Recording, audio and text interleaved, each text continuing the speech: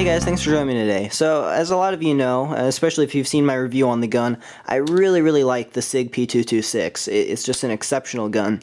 And the originals were actually made in West Germany. And so I'm going to do a little bit of a comparison here just between, kind of what a West German example will look like versus what a more modern US produced version will look like. So I'll introduce the players here real quickly. The West German ones are actually have dating right here underneath the slide, and so you can actually tell what year they were made in. The modern ones don't have that marking right here, so you pretty much just kind of got to look up the serial number and have SIG tell you when they made it. But this one, I believe last time I looked it up, it was 1991 is when this was made. If not, it's real close to that. So this one's just a little over 20 years old. And this one is probably 2 years old. And so this is a much more modern example. And so we'll safety check these real quickly. That one's safe. That one's safe. We do have a little bit of live ammo here, so we'll just be real conscious about that. Okay, so we'll just start from top to bottom here, and we'll start with the slide. And the slides were manufactured a little bit differently on these West German ones. These ones were actually produced by basically rolling a thick gauge sheet metal and then welding on a nose piece onto it. So it's not quite as maybe, really ultra durable as the modern ones. These ones are basically just milled. So they just start with a solid block of steel, then mill it out from there. So these ones did have just a little bit more manufacturing, processes to them. They're still good slides. They still work. And, honestly, unless you're just a shooter that may be sponsored by a government agency, a company, whatever, so that you can really just put thousands and thousands and thousands of rounds through this gun, I don't think you're ever going to have enough ammunition to actually wear this out. So I really wouldn't worry about it too much. This slide is actually just a little bit lighter than this one. Not anything drastic, but I do know that the modern ones are just a slightly heavier slide. Another thing you'll notice different is the contour of it, both on the sides and on the top. You'll notice this West German one has a flat right here. The modern one does not. They got rid of that. So other than that, not any major differences. Your dovetails and everything are the same. We'll also notice that on the modern one, you have a large exposed extractor right here. On the West German one, it's actually an internal extractor, and you can actually see a little bit of the difference there on the top. So we'll actually pull this slide off, and I'll show you some of the differences there.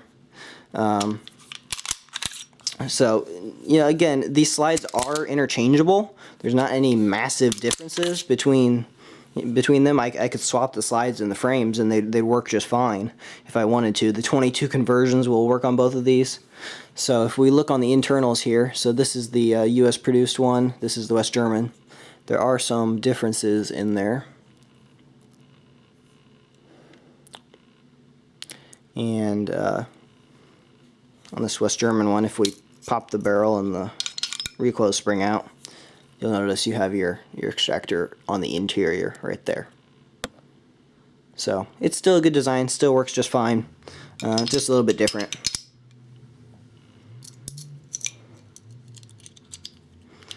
Alright, so assembling these, we'll take a little bit of a look at some of your differences on the frame here. You'll notice that on here your takedown lever is flat. It's just very thin and tight to the frame, which is a nice look. Also, your magazine release button is just that checkering, or not really checkering, just cross hatching. So that's nice, but if you look at the modern one, it is a little bit of an improvement. So what they've done on here is they added a little bit of a ramp to that. It makes it much easier to take down your lever. I do struggle just a little bit with this one. It's not hard, it's just takes a little bit more force on this one. So this is nice. I do like that on the lever. And they also made this checkering instead of cross hatching on your magazine release. So not anything major, but slight differences. So I guess we'll move on to the frame a little bit. You'll notice this current one does have a rail down here on the bottom. Now I'm not sure if they made any West German ones with rails or not. It's possible, but this particular one does not have a rail on there.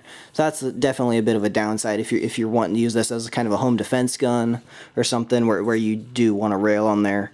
So that's something to consider. You know, if you're finding one of these used in a gun shop and you want it for a home defense gun, you know, that lack of a rail may be, you know, somewhat of a downside. But, you know, it's a very handsome look without that rail. It really looks nice and sleek. It's just, you know, a little bit of a hit functionally.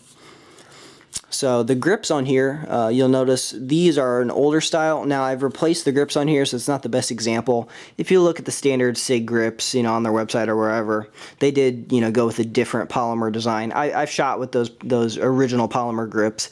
They're good enough grips. They have a little bit more texture than these ones, so they do provide just a little bit more grip. They're not super grippy, but they're also just a little bit thicker, and I actually kind of like the West German grips a little bit better. I think they look a little bit nicer, and they're a little bit slimmer, and I like that. And actually, these aluminum ones, these are Hogue aluminum grips, were actually, they actually have some similarities, you know, stylistically at least, to the West German ones. So I really like these West German polymer grips.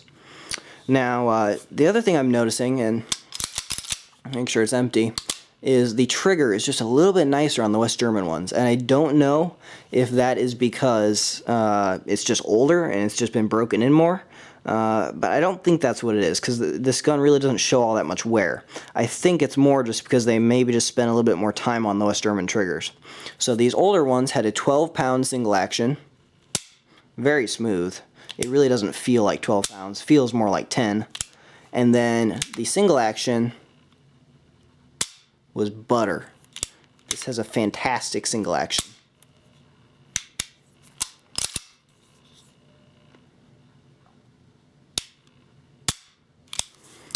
Now it's really not totally fair to compare to this trigger because this is a thin trigger and I have the short reset in there. But this is a 10-pound trigger that feels more like a 12-pound trigger. And then the single action is alright, but this is definitely a little bit smoother. So, you know, I think they did just a little bit more fine-tuning on these ones before they left the factory on the West Germans. So that's most of the major differences I'm thinking. Also, you'll notice that on the West German one, they serialized both your slide and your frame. And I have tape over that because I just don't really like to share my serial number online. But they did serialize both of them. So this one is a matching set. And you can tell it's West German, you know, mostly just because they say West German on there. And if you look at the modern ones, they just serialize the frame. So the slides, you know, not really considered, you know, part of the firearm as much.